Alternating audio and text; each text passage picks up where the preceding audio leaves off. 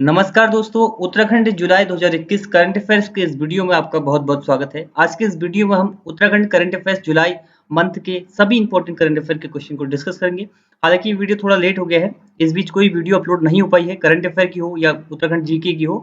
तो देखिए, अब से हम रेगुलर वीडियोज अपलोड करेंगे, किसी कारणवश वीडियोज अपलोड नहीं हो पाई हैं, तो आज से आपको हमारे चैनल पर रेगुलर वीडियोज देखने को मिलेंगी। और आज की इस वीडियो का टारगेट है 500 लाइक का। 500 लाइक कंप्लीट होते ही इस वीडियो की पीडीएफ आपको मिल जाएगी टेलीग्राम ग्रुप पे।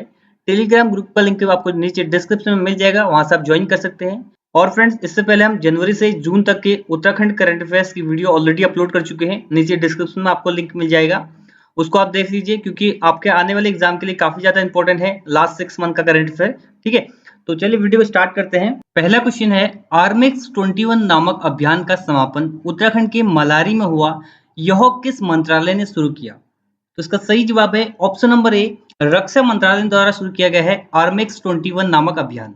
अब ये आर्मेक्स 21 नामक अभियान है क्या, इसके बारे में बात करते हैं। तो देखिए, इसको शुरू किया है रक्षा मंत्रालय ने। रक्षा मंत्री कौन है? हमारे राजनाथ सिंह। ठीक है, तो देखिए ये जो है एक स्कीइंग अभियान है, मतलब कि इसका जो उद्देश्य है वो है हिमालयी क्षेत्र में साहसिक गतिविधि को बढ़ावा देना। जो इंडियन आर्मी है इसने ये अभियान किया था, जिसका नाम है आर्मेक्स 21। शुरुआत कहाँ से हुई थी इसकी? लद्दाख से इसको शुरू किया गया था, काराकोरम दर्रे से, और इसका समापन होता 119 दिनों के बाद 1660 किलोमीटर की दूरी तय करने के बाद 6 जुलाई को उत्तराखंड के मलारी में। ठीक है, तो लद्दाख से शुरू किया गया, मलारी में इसका समापन हुआ। ठीक है, टोटल कितने दिन का एक अभियान था? 119 दिन लगे इस अभियान को, और 1660 किलोमीटर की टोटल दूरी इसमें तय की गई। और इस अभियान के दौरान जो ग्रुप था इंडियन आर्मी का, इसने काफी ज्यादा पर्वत, दर्रे और नदियां, इन सभी को पार किया। तो अभियान टोटल जो है हिमालयी एरियाज में था, ठीक है, जो कि लद्दाख से लेकर उत्तराखंड तक था। तो इसका नाम आपको रखना है आर्मेक्स 21 नामक अभियान। किसने शुरू किया था? रक्षा मंत्रालय ने। बढ़ते हैं आगे अगले क्वेश्चन की ओर। अगला क्वेश्चन है, भारत का प्रथम क्रिप्टोगेमिक गार्डन कहाँ खोला गया? तो इसका सही जवाब है option number B, Chakrata Dehradun में जो है भारत का पहला क्रिप्टोगेमिक गार्डन खोला गया है। ठीक है, और चक्राता के देवबन में ये गार्डन खोला गया है। ठीक है, अब देखिए क्रिप्टोगेमिक क्या होता है। आपने अगर प्लांट किंगडम पढ़ा होगा तो क्रिप्टो गेम्स के बारे में आपने पढ़ा होगा। तो देखिए क्रिप्टो गेम्स क्या होते हैं, तो इसके अंदर क्या आते हैं? एल्गी हो गया, लाइकेन हो गया, मॉस हो गया, फंगी हो गया, ये सारे जो हैं क्रिप्टो गेम्स प्लांट होते हैं। ठीक है, मतलब कि ये जो प्लांट होते हैं क्रिप्टो, इसमें देखिए आप नाम से है इसका पता चल रहा है क्रिप्टो। क्रिप्टो का मतलब होता है हिडन। ठीक है, मतलब कि ये जो सारे प्लांट होते हैं ये सीडलेस होते हैं, यानी कि बीज रहित प्लांट होते हैं, इनमें बीज नहीं होता है। अब देखिए ये प्लांट, ये जो गार्डन क्यों बनाया गया है, इसका जो मेन उद्देश्य है, इसके प्रति जो है क्रिप्टोगेमिक जो प्लांट है इसके प्रति जो है जागरूकता फैलाने के लिए। क्योंकि जो ये जो क्रिप्टोगेमिक प्लांट होते हैं ये इकोलॉजी और इन्वायरमेंट के लिए काफी ज्यादा महत्वपूर्ण होते हैं। ठीक है, जो मॉस हो गया, लाइकेन हो गया, काफी ज्यादा महत्वपूर्ण है। इसी के साथ मैंने आपको पढ़ा था भारत का पहला मॉस गार्डन नैनीताल खुरपताल में, और भारत का पहला लाइकेन पार्क मुंशियारी पिथौरागढ़ में। ये दोनों भी आपको याद रखने हैं, क्योंकि जो ये प्रथम है भारत के, ये काफी ज्यादा इंपॉर्टेंट है। उत्तराखंड ही नहीं, आप कोई भी एग्जाम की तैयारी कर रहे हैं, ये क्वेश्चन उस एग्जाम में पूछा जा सकता है। ठीक है, तो लगभग 50 प्रजातियां यहाँ पर उगाई गई हैं क्रिप्टोगेमिक पौधों की। ठीक है, तो मुंशियारी पिथौरागढ़ में आपका लाइकेन पार्क हो गया। रानीखेत में, देखिए रानीखेत की बात करो, रानीखेत में भारत का पहला हीलिंग सेंटर, ठीक है, भारत का पहला हीलिंग सेंटर कहाँ बना था? रानीखेत में बनाया गया था। बढ़ते हैं आगे अगले क्वेश्चन की ओर। नेक्स्ट क्वेश्चन है, उत्तराखंड में पहला आर्किड पार्क किस स्थान पर बनाया गया है? तो इसका सही जवाब है ऑप्शन नंबर ए, गोपेश्वर में जो है उत्तराखंड का पहला आर्किड पार्क बनाया गया है। आर्किड जो है एक ये ग्रीक शब्द है। ठीक है, ग्रीक शब्द है आर्किड। आर्किड जो है एक प्रजाति होती है किसकी? फ्लावर की। ठीक है, तो फ्लावर की ये यहाँ पर इमेज में आप देख सकते हैं, इस टाइप के होते हैं आर्किड फ्लावर। ठीक है, ये अलग अलग कलर के होते हैं, ब्लू, व्हाइट, येलो, बैगनी कलर के, इस टाइप के फ्लावर होते हैं। और इन्हीं के संरक्षण के लिए, इनके संरक्षण के लिए यहाँ पर जो है गोपेश्वर चमोली में ये पार्क बनाया गया है, आर्किड पार्क। ये नाम आपको रखना है, पहला पार्क है उत्तराखंड का आर्किड पार्क, काफी ज्यादा महत्वपूर्ण है, गोपेश्वर चमोली में बनाया गया है। ठीक है, टोटल अगर बात करें भारत में 1300 लगभग प्रजातियां पाई जाती हैं आर्किड की, और लगभग 600 प्रजातियां जो है हिमालयन एरिया में जो है पाई जाती हैं। और जो ये चमोली गोपेश्वर में है, यहाँ पर 48 प्रजातियां खोजी गई हैं आर्किड की। ठीक है, तो इस क्वेश्चन से आपको इतना याद रखना है। अगला क्वेश्चन है, टोक्यो ओलंपिक में हॉकी में हैट्रिक गोल करने वाली वंदना कटारिया भारत की पहली महिला खिलाड़ी बन गई है, वो किस राज्य से संबंधित है? तो ये मैंने आपको पहले बताया था करंट अफेयर की वीडियो में, ये उत्तराखंड की है वंदना कटारिया। ठीक है, उत्तराखंड के हरिद्वार डिस्ट्रिक्ट से संबंधित है। इन्होंने हाल ही में टोक्यो ओलंपिक में जो है हैट्रिक गोल किया था, यानी कि 3 गोल किए थे लगातार। ठीक है, और देखिए ऐसा करने वाली ये पहली भारतीय महिला बन गई है हॉकी में। ठीक है, जिन्होंने 3 गोल किए हैं ओलंपिक में, ठीक है। और आज खुशी की बात है इंडिया के लिए, प्राउड मोमेंट है इंडिया के लिए, क्योंकि इंडिया जो है सेमीफाइनल में क्वालिफाई कर गया है। जो वुमेन्स हॉकी टीम है वो सेमीफाइनल में क्वालिफाई कर लिया है, ठीक है, ऑस्ट्रेलिया को 1-0 से हराकर। और कल की बात करें तो यानी कि 1 अगस्त को पुरुष हॉकी टीम ने भी जो है सेमीफाइनल में क्वालिफाई कर लिया है। तो टोक्यो ओलंपिक जैसे ही खत्म होगा उसके बारे में वीडियो लेके आ जाएंगे, ठीक है। तो देखिए वंदना कटारिया की बात करते हैं, वंदना कटारिया उत्तराखंड के हरिद्वार डिस्ट्रिक्ट से संबंधित है। ये एकमात्र खिलाड़ी थी उत्तराखंड की जिसने क्वालिफाई किया था ओलंपिक के लिए, और इन्होंने हैट्रिक किया था ओलंपिक में, ठीक है। और किस खेल से संबंधित आपसे पूछा जाए तो हॉकी से संबंधित है, ठीक है। इसी के साथ हमने एक और आपको बताया था मनोज सरकार का, जिन्होंने टोक्यो पैरा ओलंपिक के लिए क्वालिफाई किया था, ठीक है। ओलंपिक के लिए नहीं किया था, पैरा ओलंपिक, जो कि 24 सितंबर से होंगे, ठीक है। ये जो कब से स्टार्ट हुए ओलंपिक, ये हुए हैं 23 जुलाई से 8 अगस्त के बीच में। और पैरा ओलंपिक कब होंगे, 24 अगस्त से। खैर हम बात करेंगे आगे मनोज सरकार की, ठीक है। आगे बढ़ते हैं। नेक्स्ट क्वेश्चन है, हाल ही में उत्तराखंड के नए मुख्य सचिव के रूप में किसे नियुक्त किया गया है?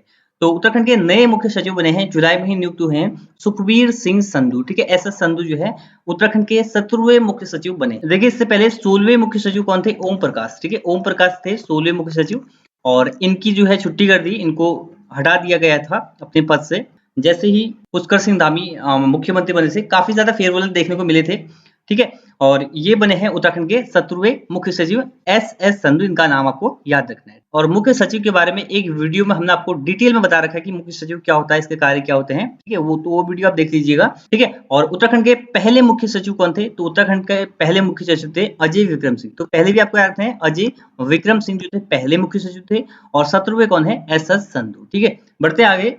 अगला क्वेश्चन है, हाल ही में उत्तराखंड के किस शहर को ODF प्लस का दर्जा दिया गया है? तो देखिए हाल ही में उत्तराखंड के रुद्रपुर शहर को जो है ODF प्लस का दर्जा दिया है, ठीक है।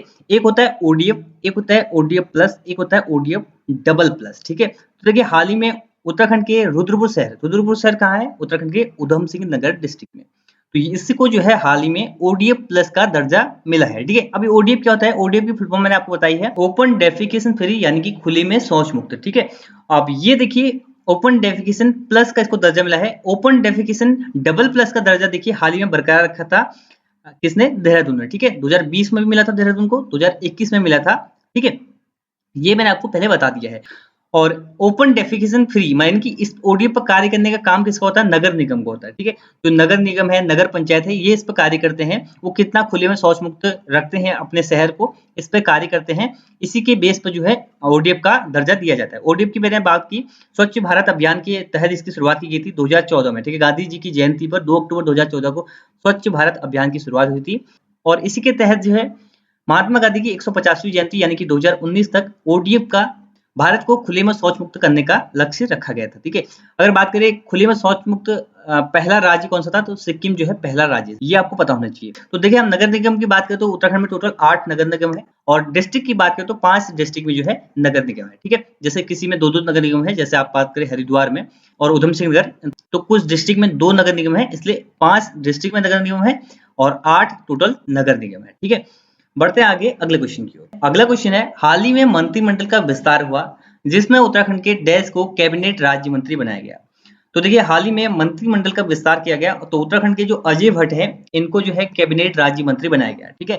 तो देखिए हाल ही में मोदी मंत्रिमंडल 2.0 जिसे कहा जा रहा है, कैबिनेट का विस्तार हुआ था। 43 मंत्रियों ने शपथ ली थी, जिसमें से 15 तो कैबिनेट मिनिस्टर थे और टोटल 28 जो है राज्य मंत्री थे, ठीक है। राज्य मंत्री बने हैं उत्तराखंड के अजय भट्ट भी, ठीक है। अजय भट्ट को कौन सा मंत्रालय मिला है, तो इनको मंत्रालय मिला है रक्षा एवं पर्यटन राज्य मंत्री का, इनको मंत्रालय दिया गया है, ठीक है। अगर हम बात करें रक्षा मंत्री की, तो रक्षा मंत्री कौन है, राजनाथ सिंह जो है रक्षा मंत्री है भारत के, ये मैंने आपको पहले बताया था, ठीक है। अजय भट्ट की बात करें तो देखिए अजय भट्ट जो है सांसद हैं नैनीताल सीट से। टोटल 5 लोकसभा सीटें हैं उत्तराखंड में, जिसमें से अजय भट्ट जो है नैनीताल सीट से सांसद हैं। अगर अन्य लोकसभा सीट की बात करें तो एक है अल्मोड़ा, दूसरा आपका आ गया नैनीताल, ठीक है, तीसरा आपका आ गया पौड़ी, चौथा आ गया टिहरी और पांचवा आपका आ गया हरिद्वार, ठीक है। ये जो है टोटल 5 लोकसभा सीटें हैं। लोकसभा सीटों से जो सांसद होते हैं उन्हीं को ही कैबिनेट मिनिस्टर बनाया जाता है। तो अजय भट्ट जो है नैनीताल सीट से सांसद थे, ठीक है। और इससे पहले इन्होंने चुनाव लड़ा था रानीखेत सीट से, वहां से हार गए थे करण मेहरा से। और अल्मोड़ा सीट जो है ये आरक्षित है SC के लिए, ठीक है। बढ़ते हैं आगे अगले क्वेश्चन की ओर। अगला क्वेश्चन है, वर्ष 2021 में उत्तराखंड के अजय ओली को राष्ट्रीय युवा पुरस्कार से सम्मानित किया जाएगा। इनका संबंध उत्तराखंड के किस जिले से है? तो इसका सही जवाब है उत्तराखंड के पिथौरागढ़ डिस्ट्रिक्ट से संबंधित है अजय ओली, जिनको दिया जाएगा राष्ट्रीय युवा पुरस्कार। ठीक है, अब इनको ये राष्ट्रीय युवा पुरस्कार दिया क्यों जाएगा, तो देश भर में टोटल 7 लोगों को ये पुरस्कार दिया जाएगा। ठीक है, जिसमें से एक उत्तराखंड के भी हैं, जिनका संबंध है उत्तराखंड के पिथौरागढ़ जनपद से। ठीक है, जिनका नाम क्या है, अजय ओली। तो देखिए अजय ओली जो है, इन्होंने बच्चों को शिक्षा को जोड़ने और बाल श्रम और बाल भिक्षा जैसे अभिशाप से मुक्त कराने की एक मुहिम चलाई थी। इसीलिए इनको जो है ये पुरस्कार दिया जाएगा, जिसका नाम है राष्ट्रीय युवा पुरस्कार। बढ़ते हैं आगे अगले क्वेश्चन की ओर। अगला क्वेश्चन है, शोधकर्ताओं ने इतिहास में पहली बार किस राज्य के जंगलों में ब्लैक बेलेट कोरल सांपों की खोज की है। तो इसका सही जवाब है उत्तराखंड में हाल ही में ही हुई है ब्लैक बेलेट कोरल सांपों की खोज। ठीक है, आपसे एग्जाम में पूछा जा सकता है क्वेश्चन कि ये जो ब्लैक बेलेट कोरल है ये किससे संबंधित है। ठीक है, ये सांपों से संबंधित है और इसकी खोज हाल ही में उत्तराखंड में हुई है। अब इसकी खोज किसने की, देखिए इसकी खोज की है भारतीय वन्य जीव संस्थान ने। ठीक है, वन्य जीव संस्थान ने इसकी खोज की है और इसकी खोज कहां पर हुई है, मसूरी वन्य जीव अभ्यारण्य में इसकी खोज की है। ठीक है, भारतीय वन्य जीव संस्थान कहां पर स्थित है, ये देहरादून में स्थित है, और मसूरी वन्य जीव अभ्यारण्य कहां स्थित है, देहरादून में स्थित है। स्थापना कब हुई थी इसकी, 1993 में मसूरी वन्य जीव विहार की स्थापना हुई थी। ठीक है, टोटल इस एरिया की बात करें तो देखिए 10.82 स्क्वायर किलोमीटर टोटल इसका एरिया है। ठीक है, तो ये आपको याद रखना है कि ब्लैक बेलिड कोरल स्नेक जो है कहां पर इसकी खोज की गई है, उत्तराखंड में। ठीक है, उत्तराखंड में कहां पर, मसूरी वन्यजीव अभ्यारण्य में, भारतीय वन्यजीव संस्थान ने इसकी खोज की। ठीक है, उत्तराखंड में देखिए हाल ही में वेनिसियस रोजफिंच भी खोजा गया था 125 साल बाद। कहां पर खोजा गया था, नैनीताल में। ठीक है, वेनिसियस रोजफिंच क्या है, ये एक पक्षी है। ठीक है, ये आपको याद रखना है। बढ़ते आगे, अगला क्वेश्चन है, दून स्थित SGRR विश्वविद्यालय की ब्रांड एम्बेसडर किसे चुना गया है।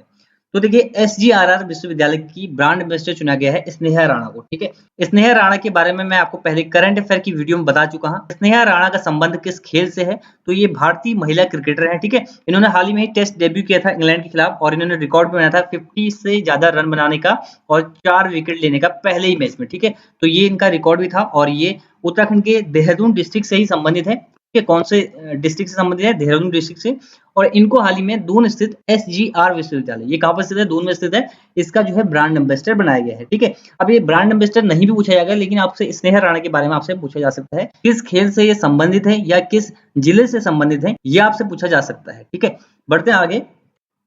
नेक्स्ट है, हाल ही में उत्तराखंड के नए मुख्यमंत्री कौन बने। ये तो सभी को पता होगा, हाल ही में उत्तराखंड के नए मुख्यमंत्री बन गए हैं पुष्कर सिंह धामी। ठीक है, अभी कौन से क्रम के मुख्यमंत्री बने हैं ये आपको पता नहीं होगा, ये कई लोगों को पता नहीं होगा। तो ये 11वें क्रम के मुख्यमंत्री बन गए हैं। ठीक है, इससे पहले 10वें क्रम के मुख्यमंत्री कौन थे, तो 10वें नंबर के थे तीरथ सिंह रावत। इससे पहले 90वें कौन थे, 90वें थे त्रिवेंद्र सिंह रावत। ठीक है, और पहले कौन थे, पहले थे नित्यानंद स्वामी। अगर पहली निर्वाचित सरकार की बात करें तो देखिए पहले निर्वाचित मुख्यमंत्री कौन थे, ND तिवारी 2002 में। ठीक है, और अगर मैं एक क्वेश्चन पूछूं आपसे, एक दिन के लिए बालिका दिवस के अवसर पर किसे मुख्यमंत्री बनाया गया, तो सृष्टि गोस्वामी को 24 जनवरी को एक दिन के लिए बालिका दिवस के अवसर पर मुख्यमंत्री बनाया गया था। ये भी इंपॉर्टेंट क्वेश्चन है, आपको याद रखना है। पुष्कर सिंह धामी की बात करो, देखिए उत्तराखंड के 11वें मुख्यमंत्री हैं और किस जिले से संबंधित है, पिथौरागढ़ जिले से संबंधित है। ठीक है, अगर इनका निर्वाचन क्षेत्र की बात करें तो ये इनका निर्वाचन क्षेत्र है खटीमा उधम सिंह नगर। ठीक है, यहाँ से 2 बार विधायक चुने गए हैं और अब ये बन गए हैं उत्तराखंड के मुख्यमंत्री। बढ़ते हैं आगे अगले क्वेश्चन की ओर। नेक्स्ट क्वेश्चन है, हाल ही में हवा की दशा और दिशा नापने के लिए सोनिक एनीमोमीटर कहां स्थापित किया गया है। तो देखिए हाल ही में जो हवा की दशा और दिशा नापने के लिए सोनिक एनीमोमीटर जो है कहां पर स्थापित किया गया है, ये किया गया है नैनीताल में। ठीक है, नैनीताल में जो है हवाओं की दिशा मतलब की जो उसकी स्पीड होती है, इनका डायरेक्शन होता है, उसको नापने के लिए एरीज जो है आर्यभट्ट परीक्षण विज्ञान शोध संस्थान, यहाँ पर जो है 2 जो है एनीमोमीटर, सोनिक एनीमोमीटर यहाँ पर उपकरण लगाए गए हैं। ठीक है, तो देखिए एरीज की बात कर लेते हैं हम, आर्यभट्ट परीक्षण विज्ञान शोध संस्थान की हम बात करें, स्थापना कब हुई थी इसकी, 1954 में इसकी स्थापना हुई थी वाराणसी यूपी में। ठीक है, इसके बाद इसको ट्रांसफर कर दिया गया था उत्तराखंड के नैनीताल में। ठीक है, मनोरा पीक्स में इसको ट्रांसफर किया गया था, तो यहीं पर स्थापित किया गया है ये सोनिक एनीमोमीटर। बढ़ते हैं आगे अगले क्वेश्चन की। नेक्स्ट क्वेश्चन देखिए, हाल ही में उत्तराखंड के मुख्यमंत्री तीरथ सिंह रावत ने संवैधानिक कारणों की वजह से इस्तीफा दिया। अगर कोई मुख्यमंत्री या मंत्री बनने के बाद 6 महीने के अंदर सदन, यानी कि सदन क्या, विधानसभा या विधान परिषद का सदस्य नहीं बनता है तो उसे त्याग पत्र देना पड़ेगा। यह किस अनुच्छेद में लिखा गया है, तो ये लिखा गया है अनुच्छेद 164 क्लॉज 4 में। ठीक है, अनुच्छेद 164 4 में लिखा गया है कि कोई भी मुख्यमंत्री या मंत्री बनने के 6 महीने के अंदर उसे विधानसभा या विधान परिषद का सदस्य होना आवश्यक है। अगर वो नहीं बनता है तो उसको त्याग पत्र देना पड़ेगा, ठीक है। तो इसीलिए जो है तीरथ सिंह रावत ये एक सांसद थे, ये विधानसभा और विधान परिषद का हिस्सा नहीं थे, ठीक है। और विधान परिषद का हिस्सा तो वैसे भी नहीं हो सकते क्योंकि उत्तराखंड में विधान परिषद है नहीं, विधानसभा है। विधान सभा का सदस्य बनने के लिए इनको जो है चुनाव लड़ना पड़ता है, ठीक है। और चुनाव कहां से लड़ते, जहां पर सीट खाली थी वहां पर उपचुनाव करके चुनाव लड़ सकते थे, लेकिन नहीं लड़े। इसका भी रीजन बताया जा रहा था, जो कि था जन प्रतिनिधित्व कानून 1951। इसके अंतर्गत अगर चुनाव में, जो विधानसभा चुनाव है उसमें 1 साल या इससे कम का समय बताया है, तो वहां पर उपचुनाव नहीं हो सकते। उत्तराखंड में जो है 2022 में चुनाव होने हैं, ठीक है। तो ये कारण था तीरथ सिंह रावत का इस्तीफा देने का, ठीक है। तो ये आर्टिकल आप याद रख लीजिए, 164 क्लॉज 4, ये आपके एग्जाम में पूछा जा सकता है, ठीक है। बढ़ते हैं आगे अगले क्वेश्चन की ओर। नेक्स्ट है, टोक्यो पैरा ओलंपिक में उत्तराखंड के मनोज सरकार प्रतिभाग करेंगे, उनका संबंध किस खेल से? तो देखिए मैंने आपको बताया था अभी मनोज सरकार के बारे में, ये पैरा ओलंपिक में प्रतिभाग करेंगी जो कि होगा 24 सितंबर से, ठीक है। टोक्यो में ही होगा पैरा ओलंपिक भी। ओलंपिक अभी प्रेजेंट टाइम पे हो रहे हैं, लेकिन पैरा ओलंपिक हुए अगले महीने, ठीक है। और ये संबंधित है पैरा बैडमिंटन, ठीक है। पैरा बैडमिंटन के खिलाड़ी हैं मनोज सरकार, इन्होंने क्वालिफाई किया है टोक्यो पैरा ओलंपिक के लिए, ठीक है। मनोज सरकार का संबंध किस जिले से है उत्तराखंड के? तो ये है उत्तराखंड के उधम सिंह नगर जिले से, ठीक है। उधम सिंह नगर के रुद्रपुर के निवासी है मनोज सरकार, और ये किस खेल से संबंधित है? पैरा बैडमिंटन खेल से संबंधित है। इनको जो है अर्जुन पुरस्कार से सम्मानित किया जा चुका है, ठीक है। अर्जुन पुरस्कार से इनको सम्मानित किया जा चुका है, और साथ ही साथ इनको उत्तराखंड खेल रत्न पुरस्कार भी इनको दिया जा चुका है। 2018-19 के लिए इनको उत्तराखंड खेल रत्न पुरस्कार दिया गया था 2020 में, ठीक है। तो आपके एग्जाम में क्वेश्चन डायरेक्ट बन सकता है कि ये किस खेल से संबंधित है, तो पैरा बैडमिंटन खेल से संबंधित है। बढ़ते हैं आगे अगले क्वेश्चन की ओर। अगले है, हाल ही में नए कुमाऊं कमिश्नर किसे नियुक्त किया गया है? तो हाल ही में उत्तराखंड के नए कुमाऊं कमिश्नर बने हैं सुशील कुमार, ठीक है। सुशील कुमार को जो है हाल ही में नया कुमाऊं कमिश्नर नियुक्त किया गया है। अरविंद हयांकी के स्थान इन्होंने लिया है। इससे पहले उत्तराखंड के कुमाऊं कमिश्नर थे अरविंद सिंह हयांकी, इनका स्थान लिया है सुशील कुमार ने। और ये जो है 45वें क्रम के कुमाऊं कमिश्नर है, ठीक है। कौन से क्रम के हैं? 45वें क्रम के। पहले कुमाऊं कमिश्नर कौन थे? वो थे ई गार्डनर। और 44वें क्रम के कौन थे? वो थे अरविंद सिंह हयांकी। और 45वें कौन बने हैं? सुशील कुमार, ठीक है। तो इस प्रश्न से आपको इतना याद रखना चाहिए। अगला क्वेश्चन है, हाल ही में किस राज्य की पुलिस ने ऑपरेशन मर्यादा की शुरुआत की है? तो हाल ही में देखिए उत्तराखंड राज्य पुलिस ने जो है ऑपरेशन मर्यादा की शुरुआत की है। अब देखिए ऑपरेशन मर्यादा क्या है? तो देखिए जो धार्मिक स्थल है, हमारे उत्तराखंड के पर्यटन स्थल हैं, वहां पर जो बाहर से आने वाले या जो उत्तराखंड के ही व्यक्ति हैं, वो जो लोग हुड़दंग करते हैं या नशा करते हैं या गंदगी करते हैं, उनके खिलाफ कार्रवाई करने के लिए उत्तराखंड पुलिस ने जो है ऑपरेशन मर्यादा की शुरुआत की है। हाल ही में आपको काफी सारी घटनाएं ऐसे देखने को मिली होंगी, हरिद्वार में, ठीक है, और अल्मोड़ा में भी ये घटना हाल ही में हुई है। तो उसी के लिए जो है ये ऑपरेशन मर्यादा की शुरुआत की गई है, ठीक है। और उत्तराखंड पुलिस से आपको याद रखना है, उत्तराखंड की पुलिस के महानिदेशक कौन है? उत्तराखंड पुलिस के महानिदेशक हैं अशोक कुमार। उत्तराखंड पुलिस ने मिशन हौसला की शुरुआत की थी, ठीक है। उत्तराखंड पुलिस ने ही देहरादून में ऑटो एम्बुलेंस की शुरुआत की थी। किसने की थी? उत्तराखंड पुलिस ने, ठीक है। तो ये सारे क्वेश्चन मैंने आपको लास्ट 6 मंथ करंट अफेयर वाली वीडियो में बता रखे हैं, नीचे डिस्क्रिप्शन में लिंक मिल जाएगा, उस वीडियो को आप देख लीजिए। तो लगभग 90 क्वेश्चन हमने उसमें बताए आपको लास्ट 6 मंथ के, काफी ज्यादा इंपॉर्टेंट होंगे आपके आने वाले एग्जाम के लिए। तो उस वीडियो को आप जरूर देखिए इस वीडियो को देखने के बाद। अगला क्वेश्चन है, हाल ही में जीबी पंत संस्थान दीर्घकालीन शोध अनुसंधान के लिए किस विश्वविद्यालय के साथ समझौता किया है? तो इसका सही जवाब है लद्दाख विश्वविद्यालय के साथ जो है समझौता किया है जीबी पंत संस्थान ने, ठीक है। किसके लिए किया है? दीर्घकालीन शोध और अनुसंधान के लिए। अब बात करें जीबी पंत यानी कि गोविंद बल्लभ पंत राष्ट्रीय हिमालयन पर्यावरण संस्थान, ये कहाँ स्थित है? तो ये स्थित है कोसी कटारमल अल्मोड़ा में, ठीक है। इसकी लोकेशन आपको पता होनी चाहिए, कहाँ पर स्थित है? कोसी कटारमल अल्मोड़ा में, ठीक है। बढ़ते हैं आगे। अगला क्वेश्चन है, श्रीदेव सुमन बलिदान दिवस कब मनाया जाता है? तो हाल ही में श्रीदेव सुमन बलिदान दिवस मनाया गया था।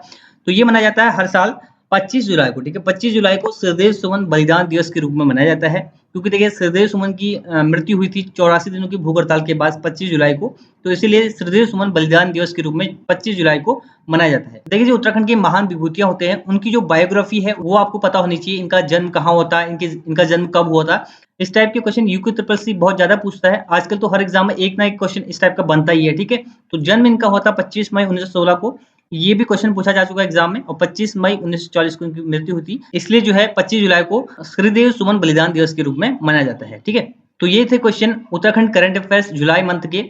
आई होप ये वीडियो आपको पसंद आया होगा। वीडियो पसंद आया तो वीडियो को लाइक कर दीजिए, शेयर कर दीजिए अपने दोस्तों के साथ, और हमारे चैनल को सब्सक्राइब करना ना भूलें। तो ये था इस वीडियो का and. Thanks for watching and God bless you all.